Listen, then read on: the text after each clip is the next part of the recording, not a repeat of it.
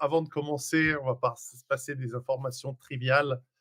Alors effectivement, là, depuis le 1er novembre, j'ai commencé à être très strict sur ma nutrition, en plus du sport et de tout le reste. Et je vous en parlerai en décembre parce que je vais vous expliquer ce que je fais. Mais effectivement, je suis à moins 10 kilos en un mois. Et ça va bien. Et je reste, je reste normal pour le reste. Mais effectivement, c'est encore, 15 à 20 kilos, d'ici l'année prochaine. Enfin voilà, je vous expliquerai comment j'ai fait.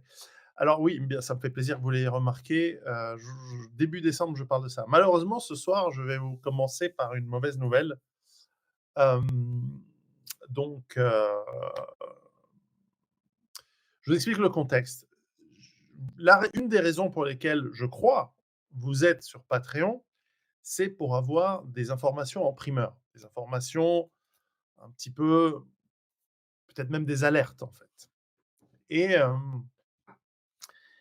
en fait, j'ai très envie de faire une alerte, ce soir, d'abord à vous, parce que vous êtes mes fidèles abonnés et vous me suivez pour certains d'entre vous depuis très longtemps.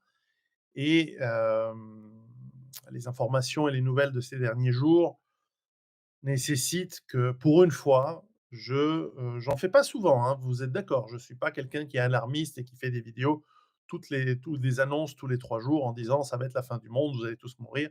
Vous le savez. Je pense que je suis reconnu aussi pour ça.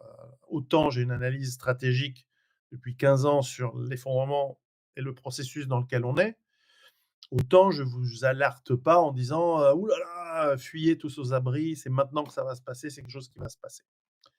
Et une des raisons pour lesquelles, moi j'ai envie d'être et d'avoir ce canal de Patreon avec vous, c'est pas juste l'argent, c'est de pouvoir vous passer des alertes. Et donc, hem, voilà, simplement je vais pas juste les faire pour vous. Dans le courant de cette semaine ou peut-être en tout début de la semaine prochaine, parce que je ne pense pas que c'est une alerte ultra imminente, mais c'est une alerte importante. Vous allez voir, hein, je suis sûr que vous êtes arrivés à la même conclusion aussi, parce que vous avez aussi un cerveau et vous analysez les choses. Et j'espère qu'avec des années, j'allais dire un truc qui est un peu arrogant, j'allais dire avec des années où on est ensemble, vous êtes capable de faire les mêmes analyses que moi. Mais je veux pas que c'est pas parce que moi, c'est parce que vous réfléchissez, vous avez la même matière et puis parce qu'ensemble, entre mes bouquins, les informations qui circulent et comment on les traite, vous arrivez, je crois, à arriver aux bonnes conclusions par vous-même. Et c'est exactement le, but de mon travail. Mon travail, c'est pas, comme vous avez vu en lisant le livre, Survivre à la peur, mon travail, c'est pas de vous faire peur. Mon travail, c'est de vous donner les outils qui me semblent pertinents, que je partage avec vous, soit par les livres, soit par les vidéos ici, ou les articles et cetera, ou les différences de voilà, c'est comme les liens de la semaine. J'en mets plein, plein, plein, plein, plein, parce que ça touche plein de trucs, mais en réalité, vous n'en avez pas besoin puisque vous savez trouver les informations par vous-même. Et c'est un peu un pense-bête, éventuellement, si on en loupe quelques-unes. Mais je pense que vous êtes capable d'arriver aux conclusions par vous-même. Et donc je vais faire une annonce la semaine prochaine, si on est encore tous là, d'ici là, sur, cette, alerte qui est très grave, à mon avis, très importante et que je vous explique, très simplement, maintenant. Je vais voir qui est arrivé. Alors, donc salut Lumio, salut, Schmouzkowitz, salut Délicieusement Délicieux, salut Slimer Dice. Heu, voilà, bonsoir à tous. Le L'alerte est la suivante. Vous avez tous entendu que l'administration Obama 3, en partant, avant que l'admiration Trump, vous savez, il se passe des rebondissements incroyables. Hem, alors déjà, on n'est pas encore en février où la prise de fonction du nouveau président aura lieu. Peut se passer beaucoup de choses et parmi les choses qui peuvent se passer, la dernière fois, on avait parlé juste après l'élection de Trump de la possibilité de l'assassinat. Mais on a une autre option, c'est la fuite en avant vers Alors là, c'est le scénario de la guerre qui se dessine et donc on l'a tous vu, vous l'avez tous vu, le président Biden, avant de se perdre dans l'Amazonie, heu, a commencé à annoncer, mais en soi, c'est pas une nouvelle fondamentale, fondamentalement importante de pouvoir tirer à plus longue distance ces missiles, ces différents missiles que les États-Unis surtout, mais aussi la France, l'Angleterre, l'Allemagne ont équipé l'Ukraine, avec lesquels ils ont équipé l'Ukraine, qui tirent à 100 kilomètres ou à 300 ou à 600 kilomètres. Ça change pas grand-chose en réalité. Ces missiles ne sont pas nombreux, ils sont très stressants, je suppose, pour les Russes parce que théoriquement, ils pourraient porter une tête nucléaire, mais je pense pas que c'est une attaque, même avec une tête nucléaire, changerait, et surtout ça exposerait, l'Occident à une riposte et donc c'est pas de cette manière-là dont ça pourrait se passer. Fondamentalement, ce que ça montre, c'est qu'il y a une fuite en avant et c'est pas le missile en soi ou l'annonce qui puisse être utilisée, ni que des équipes au sol soient de gens de l'OTAN qui soient une annonce particulièrement, dangereuse ou effrayante. C'est qu'il y a cette escalade. Alors, avant de continuer, je vais prendre un scénario auquel je ne crois pas, mais qui est pas impossible et je l'avais mentionné la première semaine du tout début de cette guerre en Ukraine avec dans une vidéo où j'avais discuté avec, Straté Diplo, vous savez cet auteur qui fait des bonnes analyses stratégiques qui habite en Argentine. Et on en avait parlé où il y a une possibilité qu'en fait tout ça, ce soit un grand théâtre, que ce soit, en fait tout le monde soit d'accord à l'avance de ce qui va se passer et que finalement de chaque côté on sacrifie quelques centaines, alors millions pour les Ukrainiens, centaines de milliers pour les Russes à peu près et peut-être plus d'1 million pour les Ukrainiens voilà pour ce scénario, pour un dessin qu'on ne comprend pas encore, vous et moi, qui peut être soit de vider la population de l'Ukraine pourquoi je ne sais pas, soit ça peut être pour, simplement une immense ça peut être aussi simple que ça, une immense, un immense, nettoyage d'argent et de corruption. On a su récemment qu'une grande partie des sous qui sont donnés à l'Ukraine ne sont jamais arrivés en Ukraine. Ça, on s'en doutait tous et que donc, c'est très possible que tout ceci ce ne soit qu'un grand théâtre et qui en plus est Néoléto dans les questions, bravo, tu as touché le gros lot au niveau de la question. Tu dis: «Et si ça, c'était juste pour nous faire peur et nous maintenir dans l'angoisse?» et cetera. C'est très possible. Donc ça, c'est un scénario. Alors quelle est la probabilité de ce scénario? 1, 5, 10. Moi, je n'y crois pas, parce que je ne peux pas parce que si c'était ça, on n'a qu'à se mettre les doigts de pied en éventail et tranquille, hein. Alors que le scénario qui me paraît le plus vraisemblable, cette fuite en avant, elle est réellement dangereuse pour nous tous. Et hem et donc c'est compliqué d'imaginer justement une immense manipulation. Alors, hem, voilà, c'est pas crédible. Alors ensuite, il y a une sous-variante de ce scénario-là. Je suis en train de tourner autour du pot, mais on est entre nous, on a le temps, il y a pas d'attaque nucléaire demain matin, donc on a du temps. Il y a une sous-variante de ce scénario-là, c'est la sous-variante, comment il s'appelle? C'est pas TV Québec, d'Alexis Cossette, et de Alex Jones, d'ailleurs, qui est de dire: «Ne vous en faites pas, tout est sous contrôle». En fait, ça fait depuis 4 ans. En fait, Trump est toujours resté président depuis 4 ans. Biden est une mise en scène et en fait, c'est, heu, l'État profond a été maté par l'armée en secret, personne ne le sait, mais voilà, l'État profond a été maté et en fait, Trump dirige les États-Unis depuis 4 ans et simplement là, c'est le moment de revenir en charge et d'ici son investiture, l'armée va arrêter tous les Hillary, les Clinton, les Obama et cetera, les foutre en prison, être jugés et tout est sous contrôle et tout va bien. Bon, moi, j'y crois pas du tout, mais je connais des gens qui y croient. Mais encore une fois, si vous avez lu Survivre à la peur, tome 1, vous avez vu qu'il y a des exercices, il y a même un chapitre entier sur penser l'impensable et qui vous apprend avec une matrice, risque et incidence, probabilité du risque et incidence sur vous, de comment travailler et de travailler en forme de scénario et de réfléchir au plus petit commun dénominateur pour être préparé sans justement vous stresser, sans avoir peur, sans être trop en angoissant. Et donc, voilà, les scénarios où tout va bien, ça ne nous impacte pas, personnellement, j'y crois pas. Et surtout, encore une fois, j'y crois pas parce que, il s'est passé deux trois trucs que voilà, délicieusement délicieux. Tu nous dis les médias s'emballent. Oui, mais ils s'emballent sur il y a un détail dont personne ne parle et je vous dirai lequel. Alors, je reviens à mes missiles, Storm Shadow, machin, tout ça, qui pourraient frapper en Russie. Dans une guerre, bah, il y a pas de règle, hein. Tout le monde, choisit, ses termes de règles d'engagement. Tu peux avoir des règles, basées sur l'honneur, les lois de la guerre et cetera. Très bien. D'autres non. Après, celui qui gagne va faire payer les conséquences à celui qui perd et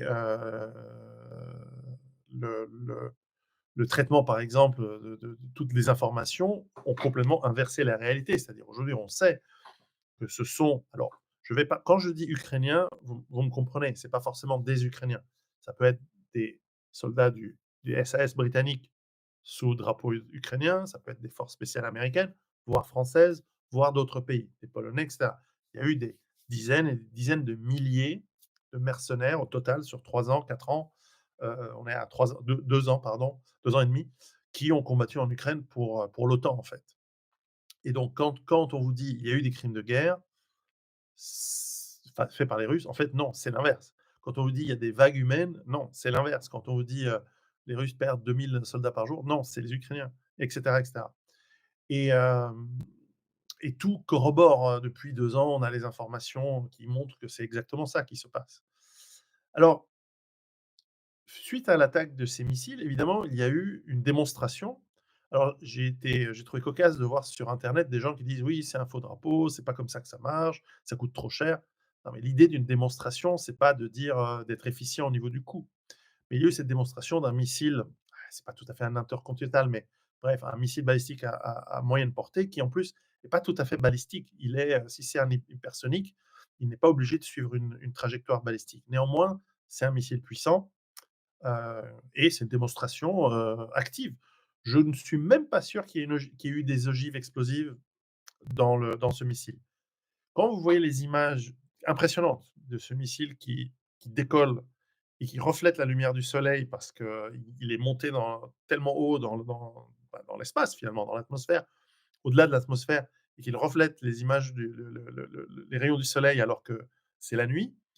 D'abord, c'est magnifique, mais en plus, c'est impressionnant et lorsqu'il y a l'impact, on a ces images où on voit ces 5 ou 6, je crois qu'il a 6 têtes. Donc il est capable, en fait, dans une ogive, au moment de choisir ses objectifs, les 6 têtes peuvent se séparer et frapper 6 objectifs différents et là, il y a les 6 qui arrivent au même endroit et on les voit vroom, vroom, vroom, vroom, vroom, 6. Mais en fait, ce que l'on voit, c'est l'onde de choc. Parce que le missile, si c'est vrai, je peux pas en être certain, mais si c'est vrai qu'il va à Mach 10, 10 000 km/h, le missile a touché le sol bien avant que tu vois l'onde de choc. L'onde de choc, c'est l'air qui qui se déplace et d'ailleurs à cette vitesse-là, même si une ogive doit faire peut-être 100 kilogrammes, 50 kilogrammes, je ne me rends pas compte, 50 kilogrammes à 10 000 km/h, ça fait un sacré impact. Alors j'ai eu un argument en disant: «Oui, ils n'utiliseraient jamais un missile de nouvelle génération parce qu'on va étudier les débris». Mais à 10 000 km/h, il y a pas de débris, hein. Le la tête, je ne sais pas en quoi elle est faite, si c'est du métal, c'est sûrement un truc un composite très spécial pour tenir à ces, à ces vitesses-là, à ces chaleurs aussi là.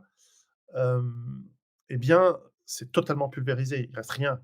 Il reste rien de l'ogive et il reste rien de ce qu'il y a au sol, au moment de l'impact.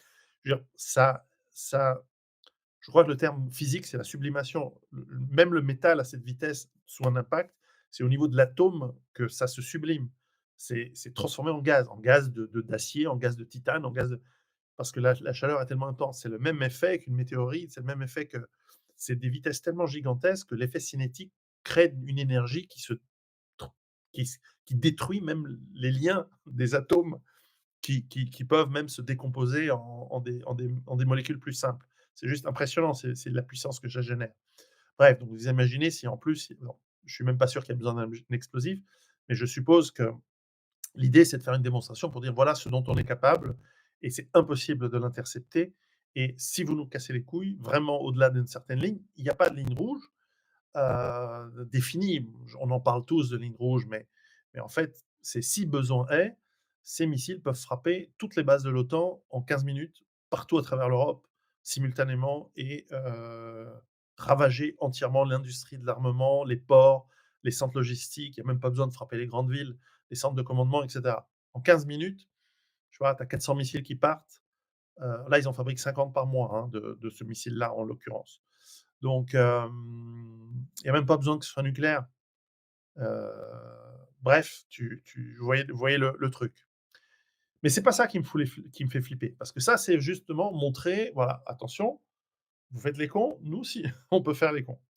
D'ailleurs, par parenthèse, je comprends pas pourquoi, dès le départ de cette guerre, dès la deuxième semaine où finalement la première attaque rapide, surprise a finalement échoué, si on veut, puisque elle n'a pas provoqué la défaite, morale de l'Ukraine, puisque, l'OTAN a garanti l'Ukraine qu'ils allaient la soutenir et donc elle n'a pas accepté les conditions de paix. Elle aurait dû, ça aurait économisé 1 million de morts, mais encore une fois, est-ce que c'était pas ça l'objectif? Donc, si, cette, cette démonstration, enfin, pourquoi ces industries n'ont pas été détruites avant? Parce que là, ils ont attaqué une industrie qui fabrique de l'armement pour l'Ukraine. Bon, alors, c'est pas ça le point important. Mais vous vous souvenez, il y a 2 mois ou 3 mois, lorsque des radars à longue distance, hem, le qui ont été endommagés dans le sud de la Russie. Alors je ne sais pas s'ils ont été réparés, parce que c'est quand même des constructions, importantes. Vous m'entendez toujours bien? Et oui, alors trouver des traces, c'est ce que disent les Ukrainiens, la propagande, difficile de savoir, mais ça m'étonnerait qu'il y ait des traces, à moins qu'il y ait une ogive qui ait pas fonctionné, mais même à 10 000 km/h, imagine, faites le raisonnement, quoi. Alors, hem, voilà, alors merci, c'est bien de confirmer que vous m'entendez. Donc effectivement, le président de la Russie a fait ce discours qui est assez ferme, hein, qui montre qu'il y a de l'escalade et tout ça dans un contexte où, par ailleurs, les, au sol, on voit, on ressent, ça fait 1 année que je vous en parle, mais vous savez, moi j'ai toujours des bons plans, mais je suis un peu trop rapide. Mais vous voyez que si vous voyez des cartes de progression, la progression des forces russes s'accélère, alors que nous sommes dans la période de l'année où on va le moins vite. C'est la période de l'automne, c'est humide, et donc on voit qu'il y a un effritement, voire un effondrement du front, heu, dans plein d'endroits, et donc c'est tout à fait, heu c'est tout à fait important dans le contexte. Mais vous vous savez de ces 2 radars, donc pour revenir à ces 2 radars, qui étaient dans le sud, donc au nord du Caucase, mais dans le sud de la Russie. Ils avaient été endommagés et ce sont des systèmes d'alerte, à longue distance, et là, dans une de ces villes, Krasnodar, il y a eu une attaque, je crois que c'est il y a 3 jours ou 4 ou 2, peu importe, et il y a eu une attaque assez importante. Alors je ne sais pas si c'est un, en tout cas la cible a bien cramé. Bon, c'est la guerre, hein. Simplement, il y a en ce qui me concerne, un fort doute, et je ne suis pas le seul, j'ai quelques, voilà, quelques personnes qui sont des bons analystes qui m'ont fait part de leur même, appréhension, c'est que c'est trop loin pour que ça vienne de l'Ukraine. Donc cette attaque-là, alors alors ça a l'air de pas être local, donc ils disent: «C'est pas un drone, c'est un missile», et ça pourrait venir d'un avion. Donc